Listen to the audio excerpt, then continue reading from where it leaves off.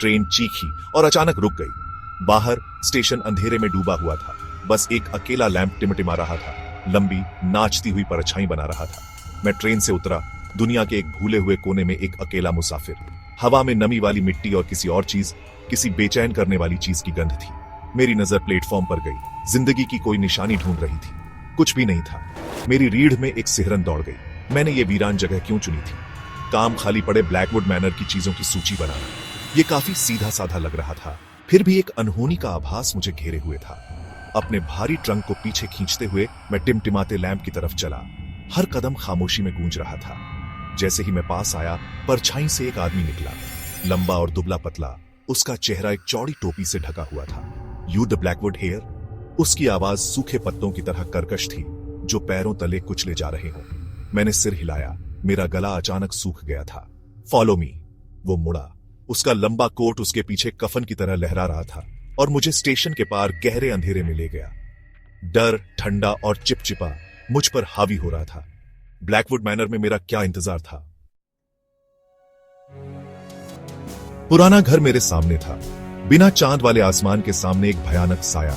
इसकी खिड़कियां खाली आंखों की तरह बिना देखे बाहर घूर रही थी। पेड़ों के बीच हवा गरज रही थी, उनकी शाखाएं दीवारों पर कंकाल की उंगलियों की तरह रगड़ रही थी। मेरी रीढ़ में एक सिहरन दौड़ गई जब मैं केयर टेकर, जिसका नाम मुझे पता चला सिलास था, के पीछे चरमराते हुए दरवाजे से गुजरा। हर जगह धूल जमी हुई थी और मकड़ी के जाले भयानक सजावट की तरह लटके हुए थे। सिलास ने एक मिट्टी के तेल का लैंप जलाया, जिससे टिमटिमाती परछाई दीवारों पर नाच रही थी। स्टोरीज का ज्यादा टेंशन मत लो, वो बुदबुदाया। उसकी आवाज हवा के ऊपर मुश्किल से सुनाई दे रही थी। बस पुरानी कहानियां हैं। कहानियां? कौन सी कहानियां? मैं पूछना चाहता था, लेकिन सवाल को वापस निकल गया। सिलास मुझे मेरे कमरे में ले गया। एक लंबे गलियारे के अंत में एक धूल भरा कमरा। जैसे ही वो गया, मुझे कसम से एक फुसफुसाहट सुनाई दी, एक हल्की दर्द भरी आह जो दीवारों से ही आ रही थी। रात अजीब आवाजों से भरी थी। फर्श चरमरा रहे थे, हवा गरज रही थी और एक बार मुझे लगा कि मैंने हंसी सुनी, हल्की और डरावनी। नींद आना नामुमकिन था। मैं जागता रहा, सुनता रहा। हर नस चौकन्नी थी। ये जगह क्या थी? मैं किस चीज में फंस गया था? सुबह थोड़ा आराम लेकर आई। घर भारी, दमनकारी लग रहा था। मैंने अपना काम शुरू किया। धूल भरी किताबों और भूली हुई छोटी छोटी चीजों की सूची बनाई। हर कमरा एक स्पष्ट उदासी से भरा हुआ लग रहा था। जीने और खोने की यादें। ड्राइंग रूम में ही मैंने उसे पाया। उसका चित्र फायरप्लेस के ऊपर टंगा हुआ था। कमरे में धूल से मुक्त एकमात्र वस्तु। वो खूबसूरत थी, चुभती नीली आंखों वाली, जो मुझे कमरे में हर जगह देखती हुई लग रही थी। उसका नाम सुनहरे फ्रेम पर लिखे अनुसार अन्या ब्लैकवुड था। सिलास अंदर आया। उसका चेहरा खींचा हुआ था। अन्या, उसने सांस ली। उसकी आवाज मुश्किल से फुसफुसाहट थी। कहते हैं वो अभी भी इन हॉल में घूमती है। उसने जल्दी से खुद को क्रॉस किया और बाहर चला गया, मुझे चित्र में महिला की बेचैन कर देने वाली निगाहों के साथ अकेला छोड़। उस रात फुसफुसाहट जोर से करीब लग रही थी और चित्र में अन्या की आंखें। मुझे यकीन था कि जब मैं दालान में चला तो उन्होंने मेरा पीछा किया। देखे जाने का एहसास तीव्र हो गया, जिससे मेरी रीढ़ में ठंडक दौड़ गई। मैं इस एहसास को दूर नहीं कर सका कि मैं इस घर में अकेला नहीं था, कि कोई मुझे देख रहा था, इंतजार कर रहा था। दिन हफ्तों में बदल गए। ब्लैकवुड मैनर का दमनकारी माहौल मेरे अंदर समा गया। एक बरसाती दोपहर, अटारी में खोजबीन करते हुए मैं एक धूल भरी टेपेस्ट्री के पीछे एक छिपे हुए डिब्बे से टकरा गया। अंदर एक चमड़े से बंधी डायरी रखी थी, जिसके पन्ने उम्र के साथ भुरभुरा हो गए थे। ये अन्या की डायरी थी। कांपते हाथों से मैंने पढ़ना शुरू किया। अन्या के शब्दों ने प्यार, फिर विश्वासघात और अंत में निराशा से भरे जीवन की एक तस्वीर पेश की। उसने अपने पति एडवर्ड, एक लालची आदमी, और उसकी अचानक रहस्यमयी मौत के बारे में लिखा। प्रविष्टियां अचानक समाप्त हो गई। उसकी कहानी अधूरी रह गई। लेकिन ये आखिरी पंक्ति थी जिसने मेरी रीढ़ में ठंडक भेज दी। उसने मुझसे सब कुछ छीन लिया, मेरी जान भी, लेकिन मैं अपना बदला लूंगा, मौत में भी। जैसे ही मैंने डायरी बंद की, मैं इस एहसास को दूर नहीं कर सका कि अन्या की कहानी खत्म नहीं हुई थी। ऐसा लगा जैसे उसकी निराशा, उसका गुस्सा अभी भी घर में बना हुआ है। फुसफुसाहट तेज होने लगी, मेरे चारों ओर हवा की तरह घूम रही थी। क्या अन्या की आत्मा अभी भी यहां फंसी हुई थी, अपना बदला लेने की कोशिश कर रही थी? भाग 5, एक भयानक मुलाकात। उस रात नींद मुझे बिल्कुल नहीं आई। बाहर हवा गरज रही थी, और फुसफुसाहट हर जगह लग रही थी। मुझे अन्या के शब्दों से ताना मार रही थी। अचानक रात में एक खून जमा देने वाली चीख गूंज उठी। ये अन्या के कमरे से आई, जो मेरे बगल वाला था। मैं बाहर भागा। मेरा दिल मेरी पसलियों से टकरा रहा था। दरवाजा चरमराकर खुला। एक खाली कमरा दिखाई दिया, लेकिन हवा में गुलाब की खुशबू, अन्या का पसंदीदा, और फर्श पर एक सफेद गुलाब पड़ा था, जिसकी पंखुड़ियां किनारों पर पहले से ही भूरी हो रही थी। जैसे ही मैं उसके लिए पहुंचा, एक ठंडे हाथ ने मेरी कलाई पकड़ ली। मैं घूम गया। मेरी सांस थम गई। मेरे सामने एक अलौकिक चांदनी में नहाई हुई अन्या खड़ी थी। उसकी आंखें, जो कभी चित्र में जीवन से भरी थीं, अब बर्फीली आग से जल रही थी। तुम्हें यहां नहीं होना चाहिए, वो फुसफुसाई। उसकी आवाज एक खोखली फुसफुसाहट थी। दहशत ने मुझे वहीं जड़ दिया।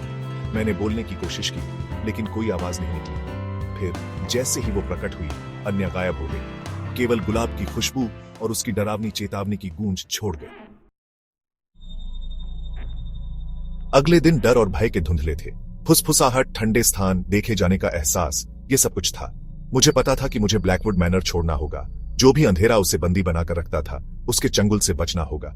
लेकिन कुछ मुझे वापस अटारी में खींच ले गया। डायरी वहीं खुली पड़ी थी जहां मैंने उसे छोड़ा था। अन्या के शब्द पुराने कागज पर जलते हुए प्रतीत हो रहे थे। जैसे ही मैंने पढ़ा, बेचैनी की भावना मुझ पर छा गई। कुछ ठीक नहीं था। मैंने आखिरी प्रविष्टि को फिर से पढ़ा। शब्द मुझ पर कूद पड़े। उसने मुझसे सब कुछ छीन लिया, मेरी जान भी। लेकिन मैं अपना बदला लूंगी, मौत में भी बदला। लेकिन अन्या पीड़िता थी, है ना? हवा के अचानक झोंके ने अटारी का दरवाजा बंद कर दिया। मुझे अंधेरे में डुबो दिया। मेरे अंदर दहशत पैदा हो गई। डायरी मेरे हाथ से फिसल गई। उसके पन्ने खुल गए और उनके बीच एक छोटा सूखा गुलाब दबा हुआ दिखाई दिया, ठीक वैसा ही जैसा मुझे अन्या के कमरे में मिला था। तभी मुझे सच्चाई का एहसास हुआ। मैं ड्राइंग रूम में वापस भागा। मेरा दिमाग दौड़ रहा था। बदला लेने वाली आत्मा अन्या नहीं, बल्कि एडवर्ड था। उसने अपनी पत्नी की हत्या कर दी थी, इसे एक दुर्घटना जैसा बना दिया था। और अब घर में फंसी उसकी आत्मा किसी को भी सताना चाहती थी, जो सच्चाई को उजागर करने की हिम्मत करता था। मैं अन्या के चित्र के सामने रुक गया। उसकी आंखें मेरी हरकत पर नजर रखती हुई लग रही थीं। तुम सही थी अन्या, मैं फुसफुसाया। मेरी आवाज कांप रही थी। उसने तुमसे सब कुछ छीन लिया, लेकिन वो इससे बच नहीं पाएगा। नए दृढ़ संकल्प के साथ मुझे पता था कि मुझे क्या करना है। मुझे एडवर्ड के अपराधों को प्रकाश में लाना था, अन्या को उसके हत्यारे के चंगुल से मुक्त करना था, और अंत में ब्लैकवुड मैनर में शांति लाना था। अन्या की डायरी और उद्देश्य की एक नई भावना से लैस होकर मैंने एडवर्ड की उपस्थिति की तलाश की। हवा ठंडी हो गई। फुसफुसाहट जोर से मुझे पुराने मास्टर बेडरूम की ओर ले गई। जैसे ही मैंने अंदर कदम रखा, हवा एक अनदेखी ऊर्जा से छटक गई, और फिर मैंने उसे देखा। एडवर्ड का भूतिया रूप मेरे सामने आया। उसकी आंखें ठंडी, द्वेषपूर्ण रोशनी से जल रही थीं। वो फुफकारा।